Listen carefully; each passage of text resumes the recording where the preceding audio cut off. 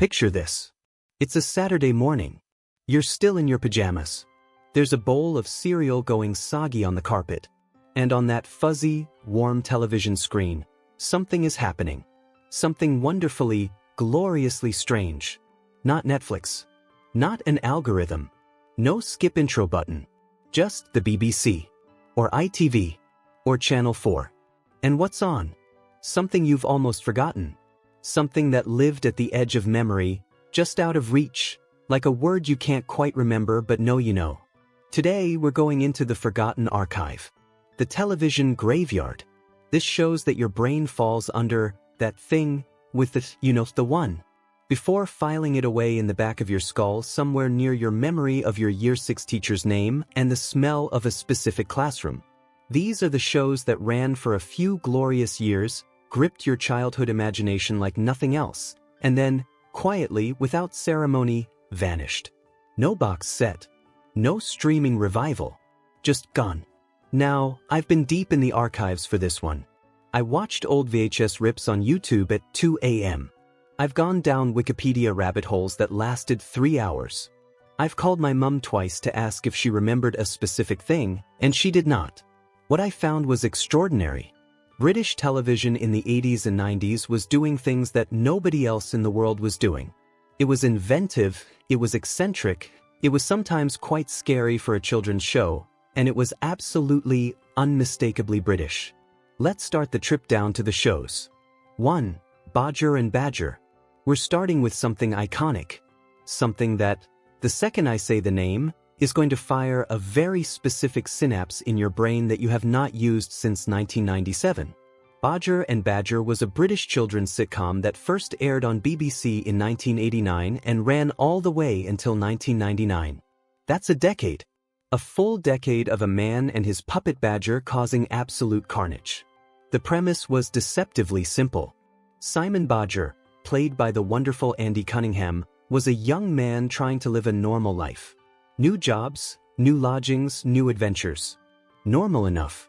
Except, and here's the thing, his best friend was a badger puppet. Specifically, Badger. A puppet badger who spoke, who had feelings, who had dreams, and who had one singular, all-consuming obsession.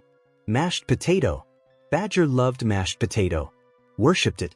Would do anything, and I mean anything, to get his hands on a bowl of the stuff.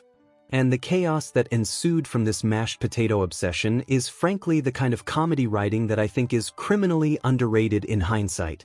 Every episode followed a similar formula. Bodger would get a new flat, a new job, a new situation. He'd desperately try to keep Badger's existence a secret from whoever he was working for or living with. And Badger would immediately blow everything up, usually in the name of mashed potatoes. Now here's what I want to talk about for a second, because I think this show does something that we didn't fully appreciate as kids. It was absurdist. Properly, philosophically absurdist. The show never once explained why Badger could talk. It never explained why a grown man was best friends with a puppet badger. It just accepted it. The universe of Bodger and Badger operated on its own internal logic, and you either came along for the ride or you didn't. And we did. We absolutely did. Andy Cunningham's performance was genuinely remarkable when you think about it. Playing opposite a puppet with complete earnestness, reacting to Badger as though he were a real, living creature that takes real skill. And he did it for 10 years. The show also ran on what I can only describe as controlled chaos. Slapstick. Physical comedy. Things covered in mashed potato. Faces covered in mashed potato. Entire rooms covered in mashed potato. It was, in many ways, perfect television. There's a reason it's remembered so fondly. It was completely, unapologetically itself. It didn't try to be clever or sophisticated or educational. It just tried to make you laugh. And it did, consistently, for 10 years. Why isn't it streaming anywhere? Why is the only way to watch it on grainy YouTube uploads from accounts called things like UK Nostalgiavis? I don't know. But someone needs to fix that immediately. Badger deserves better. We deserve better. Bring back Bodger and Badger. Will you like this show to come back? Let me know in the comment. 2. The Queen's Nose. Because this next one hits differently. The Queen's Nose, based on the beloved children's novel by Dick Kingsmith, the man who also gave us Babe, which, yes, that book, that film, that pig ran on the BBC from 1995 to 2002. The premise is this: Harmony Parker is a 10-year-old girl who loves animals and does not, in any way, fit neatly into her family. She's not the sporty one. She's not the popular one. She is, in the gentle tradition of the best children's literature, a little bit of an outsider. And then, her uncle gives her a magical 50p coin. A coin that, when you rub the queen's nose on the reverse side, grants you a wish. 7 wishes. That's what you get. 7. Here's the thing about this show that I think is the reason it resonated so deeply. It wasn't really about magic. It was about consequence. Every wish Harmony makes goes sideways. Not in a fun, haha way, but in a, oh, that's what happens when you try to shortcut your way through life way. The show, gently and without preaching, was teaching children about the difference between what you want and what you actually need. Harmony wishes for a dog. She gets one. The dog causes enormous disruption to the family. She has to figure out how to fix it. She wishes something would happen to a bully at school. It does. She immediately feels terrible. She wishes for money. She gets it. It creates new problems she didn't anticipate. Sound familiar? Sounds like a lesson that carries well beyond childhood? Yes, it does. The Queen's Nose was, in many ways, a show about the unintended consequences of desire, wrapped in the most charming, warm, accessible package imaginable. The central performance from Joanna Wyatt in the early series was wonderful. You believed in Harmony completely. She was flawed. She was impatient. She made mistakes. She was real. And the show had this beautiful autumnal quality to it. All brown leaves and suburban gardens and family kitchens. It felt like being wrapped in a jumper. Warm, familiar, slightly itchy in places. I genuinely remember, walking to school after episodes of The Queen's Nose and looking at every 50p coin I came across with complete and total suspicion. Every single one. Just in case. The show also had something quite rare in children's television of that era. It was emotionally honest. The characters grieved. Parents argued. Families struggled. And yet it never felt heavy. It felt like the truth. It ran until 2002 and spawned a Christmas special. It was warmly loved. And then, slowly, it slipped away. No streaming. No reboot. Just fond memories and, for the lucky ones, a battered old Somewhere there is a 50p coin sitting in a jar on someone's shelf that still has the power to grant wishes. I firmly believe this. What's your favorite part of The Queen's Nose? Let me know in the comment. 3. Wizadora. Okay, I want everyone under the age of 30 to simply bear with me for a moment here, because I am about to describe something that absolutely existed and was absolutely real. Wizadora. Running on ITV from 1993 to 1997 and aimed squarely at preschoolers, Wizadora was a show set in a magical junk shop, already perfect, presided over by Wizadora herself, a trainee with a big heart, a chaotic approach to spellcasting, and arguably the best name in children's television history. And she was not alone in this junk shop. Oh no. There was Phoebe, a small file who was essentially Wizadora's conscience. There was Poot, a cat, naturally, because what magical junk shop is complete without a cat? And there was Tatty Bogle, a scarecrow character who was simultaneously terrifying and completely harmless, which is a very specific and very British vibe. The show followed Wizadora as she learned about magic, made mistakes, fixed them, and in doing so gently taught its very young audience about problem-solving, kindness, and the general chaos of existence. Now, I need to address something. Because Wizadora occupies a very specific corner of the British nostalgia brain. For children who watched it, it was warm and bright and magical. For children who watched it at slightly the wrong angle, perhaps on a bad day, perhaps when slightly tired, some elements of the show were, let's say, atmospherically intense. The junk shop set had that particular quality of maximalist children's television design that filled every frame with color and texture and objects and faces. It was a lot. It was gloriously, wonderfully a lot. And that theme tune. I refuse to describe it any further than this. If you heard it right now, your body would respond before your brain did. Some things are written directly into muscle memory. What makes Wizadora fascinating from an adult perspective is how confidently it committed to its world. The junk shop wasn't explained. The magic wasn't really explained. The show trusted its young audience to follow along, which is something modern children's television often forgets to do. Children are perfectly happy to accept a witch who lives in a junk shop with a talking cat and a scarecrow. Children don't need a backstory for that. They just need it to be vivid and real and engaging.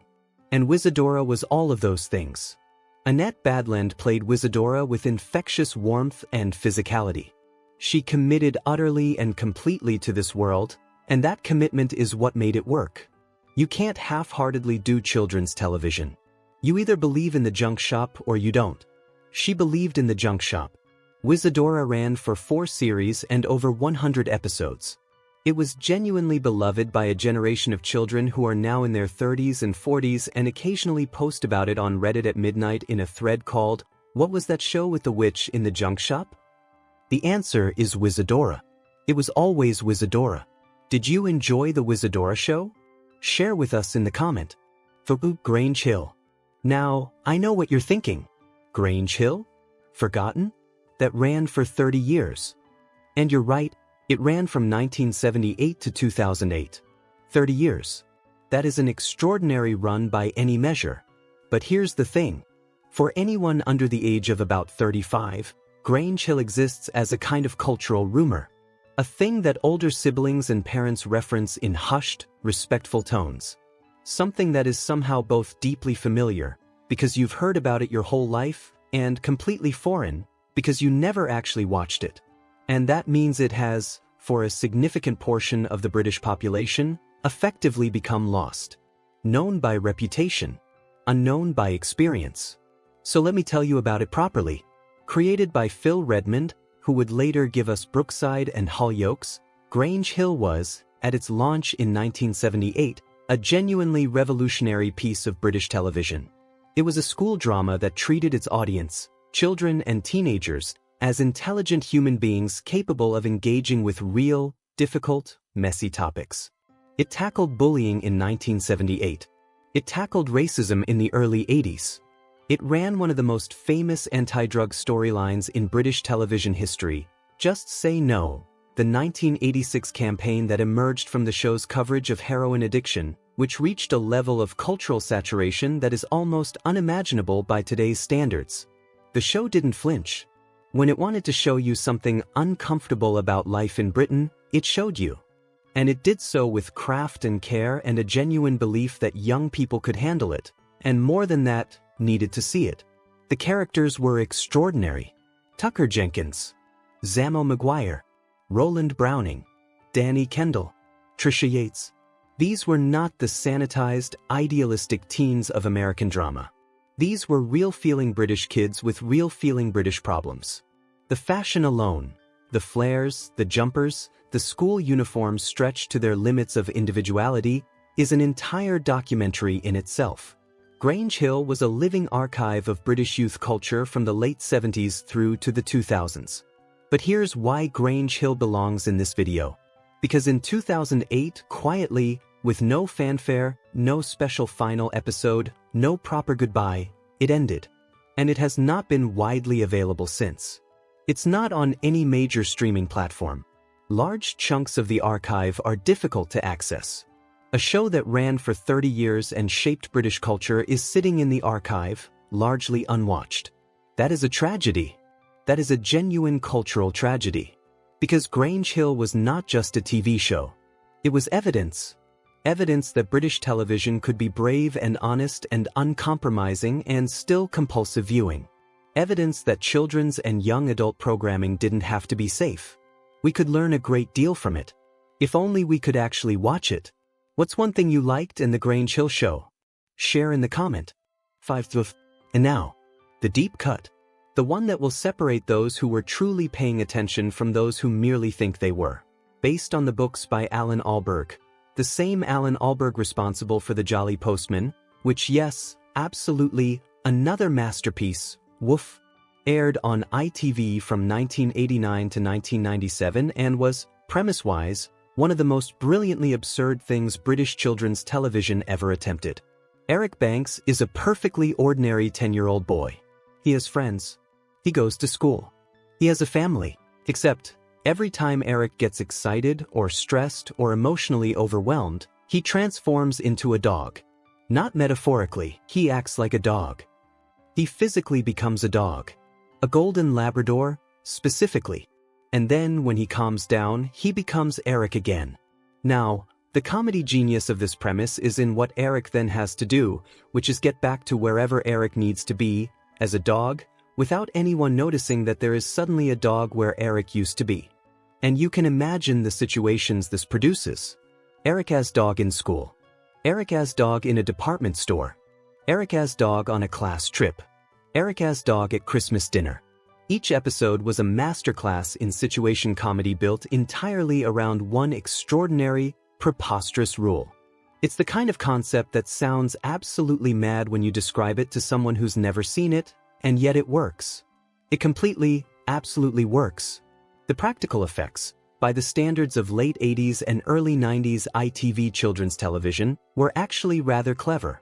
The transitions were achieved through quick cuts and clever editing that, yes, looks charmingly vintage now, but at the time, with the right suspension of disbelief, was entirely convincing to its target audience. And the show was genuinely funny. Genuinely, consistently, properly funny. Not in a condescending, funny for children way. Funny in the way that good situational comedy is always funny, regardless of age. The writing was tight. The setups were clear. The payoffs were earned. Marcus Romer directed many of the episodes, and there's a real warmth and control to the visual storytelling. The world of Woof felt lived in and real, which made the transformation even more effective. The absurdity landed because everything around it was completely deadpan, matter-of-fact ordinary. Ran for 6 series and over 50 episodes. It was enormously popular during its run. And then it too slipped into the archive. There are people alive today who have tried to explain Woof to partners, to friends, to children, and failed. Because there was this show where a boy turned into a dog, sounds like something you dreamed. It sounds like something your brain invented in the night and presented as a memory. It wasn't. It was real. It was wonderful. And it deserves every bit of its cult status. Here's what I want to say before we close. Because I think it matters. These shows, Bodger and Badger, The Queen's Nose, Wizadora, Grange Hill, Woof. They weren't just entertainment. They were part of the architecture of childhood. They were the texture of Saturday mornings and rainy Tuesday afternoons and coming home from school and turning on the telly and feeling immediately, safely at home in a world that made sense. Before the internet. Before streaming. Before algorithms that learn what you want and serve it back to you before you finish thinking about it, there was just the BBC. There was just ITV. And you watched what was on, and you loved it, and it shaped you in ways you didn't notice until you were 30-something and someone mentioned Badger's mashed potato obsession and your whole body lit up like a Christmas tree. These shows were made by people who took children seriously, who believed that young audiences deserved real stories, real characters, real consequences, real imagination. And the work they produced is genuinely extraordinary when you look at it clearly. We shouldn't let it be lost. We shouldn't let it sit in archives unloved and unwatched. These are not relics. They are evidence of what British television can be when it's at its very best. So there we are. 5 lost British TV shows that your brain filed away sometime in the 90s and hasn't thought about since, until right now.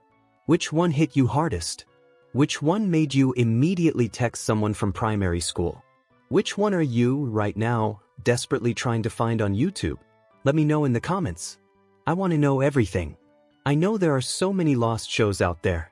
So many forgotten themes and forgotten characters and forgotten Saturday mornings. Which one will you want me to cover next? Let me know in the comment. And I promise to find every single one of them. If you enjoyed this trip down memory lane, and I hope you did, please give this video a like. It genuinely helps this channel more than you know. Subscribe if you haven't already, hit that notification bell so you'll know when we head back to the archive. And share this with someone you grew up watching telly with. Because some things are better remembered together. Thanks for watching. I'll see you next time.